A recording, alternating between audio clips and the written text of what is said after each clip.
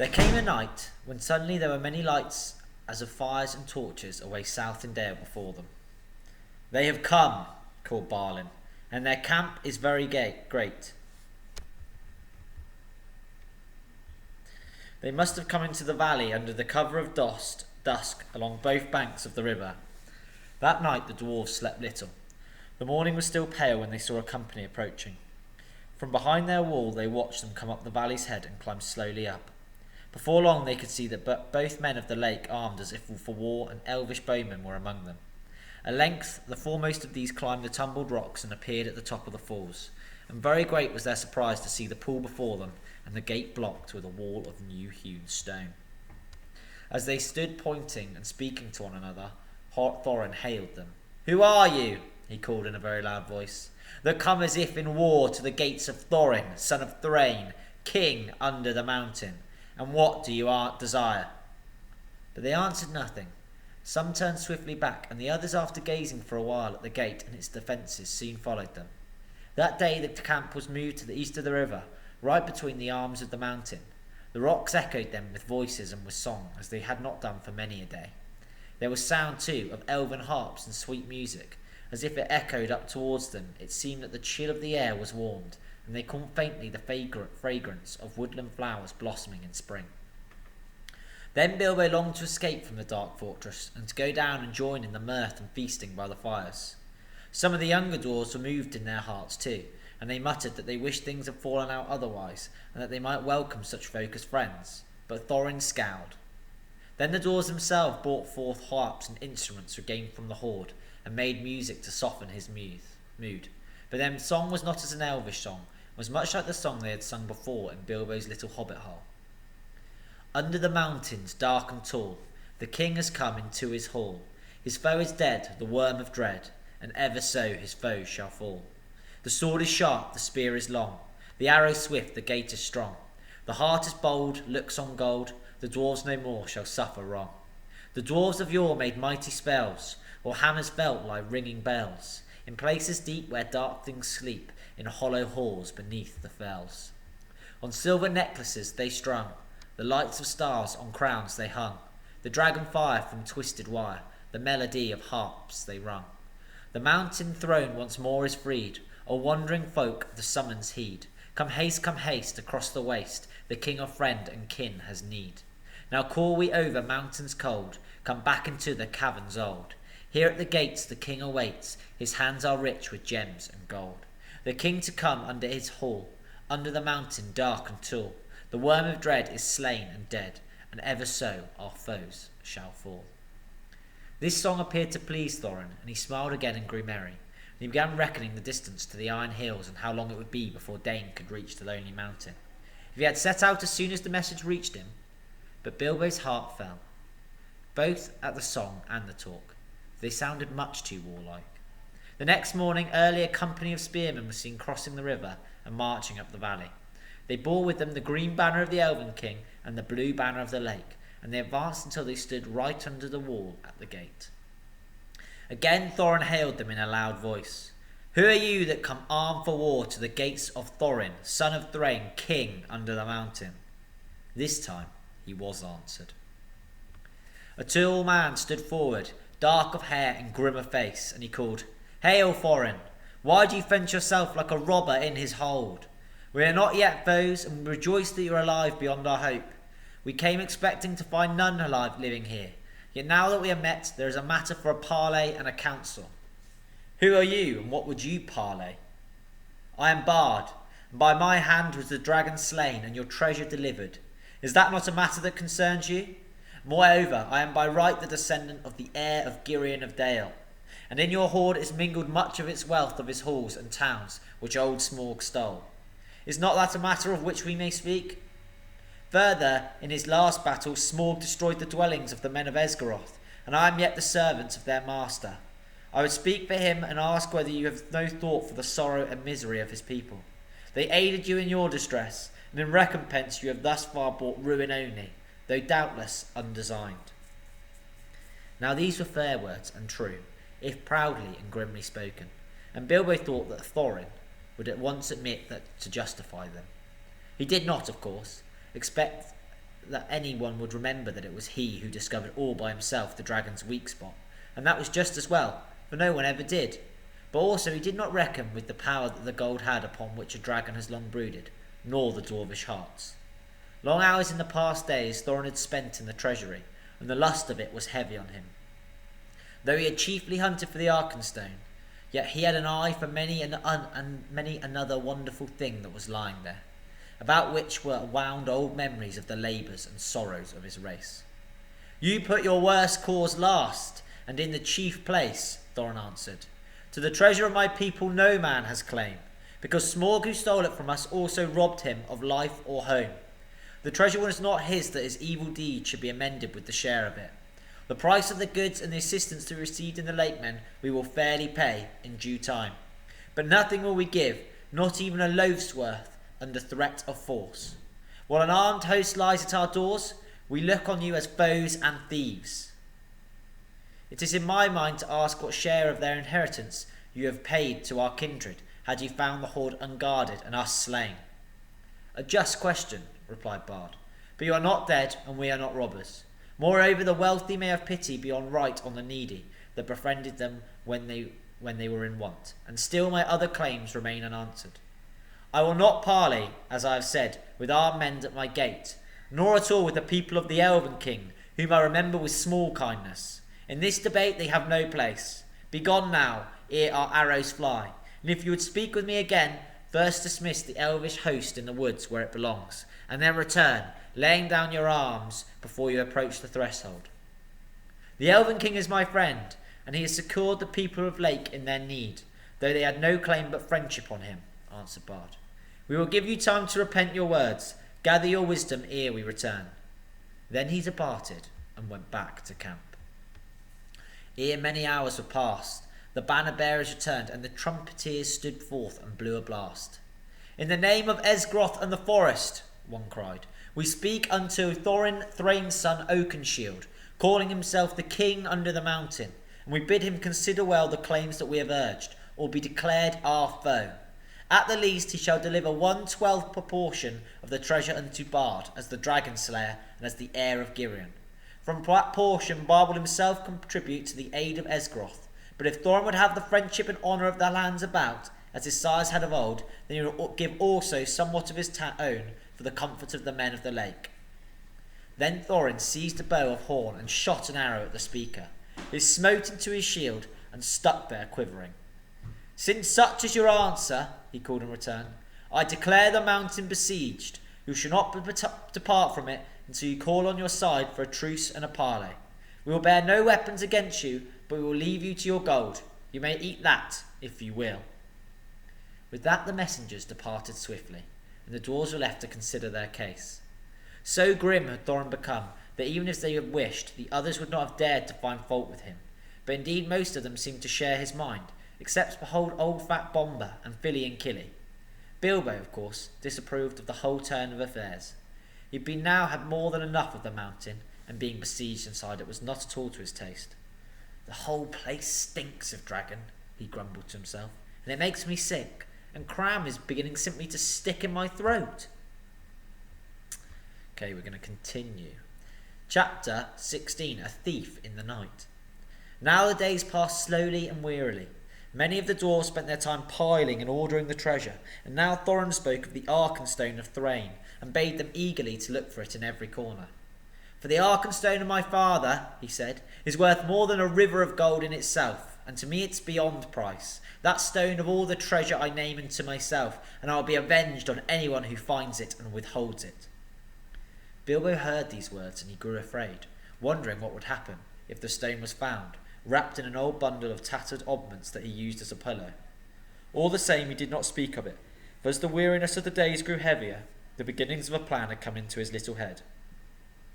Things had gone on like this for some time, when the ravens brought news that Dane and more than 500 dwarves, hurrying from the Iron Hills, were now within the 2 days' march of Dale, coming from the northeast. But they cannot reach the mountain unmarked, said Roke, and I fear that lest there be a battle in the valley. I do not call this counsel good, though they are grim folk. They are not likely to overcome the host that besets you, and even if they did so, what will you gain? Winter and snow is hastening behind them. How shall you be fed without the friendship and goodwill of the lands about you? The treasure is likely to be your death, though the dragon is no more." But Thorin was not moved. "Winter and snow will bite both men and elves," he said, "and they may find their dwelling in the wastes grievous to bear. With my friends behind them, and winter upon them, they will perhaps be in a softer mood to parley with." That night, Bilbo made up his mind. The sky was black and moonless. As soon as it was full dark, he went to a corner of an inner chamber just within the gate and drew from his bundle a rope and also the Arkenstone wrapped in a rag. Then he climbed to the top of the wall. Old Bombur was there, for it was his turn to watch, and the dwarves kept only one watchman at a time. "It's mighty cold. I wish we could have a fire up here as they have in the camp." "It is warm enough inside," said Bilbo. "I dare say, but I'm bound here till midnight," grumbled the fat dwarf. "A sorry business altogether. Not that I venture to disagree with Thorin, may his beard ever grow longer. Yet he was ever a dwarf with a stiff neck." "Not as stiff as my legs," said Bilbo. "I'm tired of stairs and stone passages. I would give a good deal to feel the feel of grass on my toes. I would give a good deal for the feel of a strong drink in the throat, and for a soft bed after a good supper. I can't give you those while the siege is going on, but it is long since I watch, and I will take your turn for you if you like. There is no sleep in me tonight." "You are a good fellow, Mr. Baggins, and I will take your offer kindly. If there's should anything to note, rouse me first, mind you. I will lie in the inner chamber to the left, not far away." "Off you go," said Bilbo. "I will wake you at midnight, and you can wake the next watchman." As soon as Bombur had gone, Bilbo put in his ring, fastened his rope, slipped down the wall, and was gone. He had about 5 hours before him. Bombur would sleep. He could sleep at any time, and ever since the adventure in the forest he was always trying to recapture the beautiful dreams he had then. And all the others were busy with Thorin. It was like that any, even Fili or Kili, would come out onto the wall until it was their turn. It was very dark, and the road after a while, when he made a new path and climbed down towards the lower course of the stream, was strange to him. At last he came to the bend where he had to cross the water, if he was to make for the camp as he wished. The bed of the stream was there shallow but already broad, and fording it in the darkness was not easy for a little hobbit. He was nearly across when he missed his footing on a round stone and fell into the cold water with a splash. He had barely scrambled out on the far bank, shivering and spluttering, when up came elves in the gloom with bright lanterns and searched for the cause of the noise. "That was no fish," one said. "There is a spy about. Hide your lights. They will help him more than us. It is that queer little creature that is said to be their servant." "Servant indeed," snorted Bilbo. In the middle of the snort he sneezed loudly, and the elves immediately gathered towards the sound. "Let's have a light," he said. "I'm here if you want me," and he slipped off his ring and popped from behind a rock. They seized him quickly in spite of their surprise. "Who are you? Are you the dwarves' hobbit? What are you doing? How do you get so far past our sentinels?" they asked one after another. "I'm Mr. Bilbo Baggins," he answered. "Companion on Thorin, if you want to know. I know your king well by sight, though perhaps he doesn't know me to look at, but Bard will remember me, and it is Bard I particularly want to see." "Indeed," said they, "and what may be your business?" "Whatever it is, it's my own, my good elves. But if you ever wish to get back to your own woods from this cold, cheerless place," he answered, shivering, "you will take me along quick to a fire where I can dry, and then you will let me speak to your chiefs as quick as may be. I have only an hour or two to spare." That is how it came about that 2 hours late after his escape from the gate, Bilbo was sitting beside a warm fire in front of a large tent, and there sat two, gazing curiously at him, both the Elven King and Bard. A hobbit in elvish armour, partly wrapped in an old blanket, was something new to them. "Really, you know," Bilbo was saying in his best business manner, "things are impossible. Personally, I'm tired of the whole affair. I wish I was back in the West in my own home, where folk are more reasonable. But I have an interest in this matter, 1/14 share to be precise, according to a letter, which fortunately I believe I have kept." He drew from a pocket in his old jacket, which he still wore over his mail, crumpled and much folded, Thorin's letter that had been put upon a clock in his mantelpiece in May. "A share in the profits, mind you," he went on. "I am aware of that. Personally, I am only too ready to consider all your claims carefully, and deduct what is right from the total before putting it in my own claim. However, you don't know Thorin Oakenshield as well as I do now. I assure you, he's quite ready to sit on his heap of gold and starve, as long as you sit here." "Well, let him," said Bard. "Such a fool deserves to starve." "Quite so," said Bilbo. "I see your point of view. At the same time, winter is coming on fast. Before long you'll be having snow, and whatnot, and supplies will be difficult, even for the elves, I imagine. And there'll be other difficulties. You've not heard of Dane and the dwarves of the Iron Hills? We have, a long time ago. But what's he got to do with us? Asked the king. I thought as much. I see I have some information you may not have got. Dane, I may tell you, is now less than 2 days' march off, and has at least 500 grim dwarves with him. A good many of them have had experience in the dreadful goblin and dwarf wars, of which you have no doubt heard. When they arrive, there may be trouble. Why do you tell us this? Are you betraying your friends, or are you threatening us? Asked Bard grimly. My dear Bard, squeaked Bilbo, don't be so hasty. I've never met such suspicious folk. I'm merely trying to avoid trouble for all concerned. Now I'll make you an offer. Let us hear it, they said. You may see this. It is this, and he drew forth the Arkenstone and threw away the wrapping. The elven king himself, whose eyes were used to things of wonder and beauty, stood up in amazement. Even Bard gazed marvelling at it in silence. There was It was as if a globe had been filled with moonlight and hung before them in a net woven of the glinty of frosty stars. This is the Arkenstone of Thrain, said Bilbo, the heart of the mountain, and it's also the heart of Thorin. He values it above a river of gold. I give it to you. It will aid you in your bargaining. Then Bilbo, not without a shudder, not without a glance of longing, handed the marvellous stone to Bard, and he held it in his hand, as though dazed. But how's it yours to give? He asked at last with an effort. Oh, well, said the Hobbit uncomfortably. It isn't exactly, but well, I'm willing to let it stand against all my claim, don't you know? I may be a burglar, or so they say. Personally, I've never felt like one. But I am an honest one, I hope, more or less. Anyway, I'm going back now, and the dwarves can do with me as they like. I hope you find it useful. The elven king looked at Bilbo with a new wonder. Bilbo Baggins, he said, you are more worthy to wear the armour of elf princes than many that have looked more comely in it, but I wonder if Thorin Oakenshield will see it so. I have more knowledge of dwarves in general than you have perhaps. I advise you to remain with us, and here you shall be honoured and thrice welcome. Thank you very much, I'm sure, said Bilbo with a bow, but I don't think I ought to leave my friends like this, after all we've gone through together, and I promised to wake old Bomber at midnight too. Really, I must be going quickly. Nothing could say would stop him, so an escort was provided for him, and as he went both the king and Bard saluted him with honour.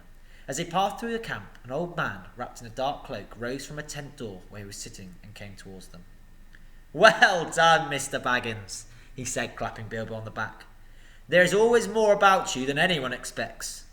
It was Gandalf. For the first time for many a day, Bilbo was really delighted, but there was no time for the questions that he immediately wished to ask.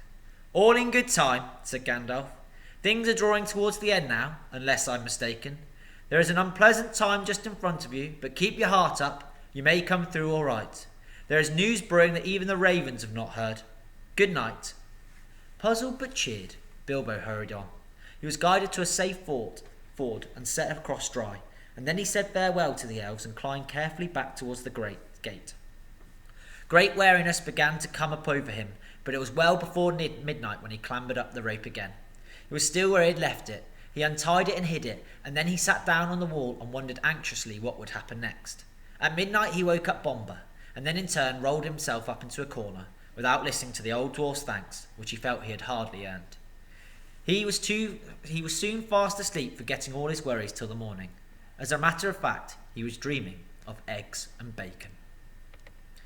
Okay, and we've read that whole chapter there, so well done for reading along with me. Obviously it's Friday today, so we're not going to finish the book, but we will finish it in the first couple of days when we're back. Well done for reading along at home, and have a fantastic half term.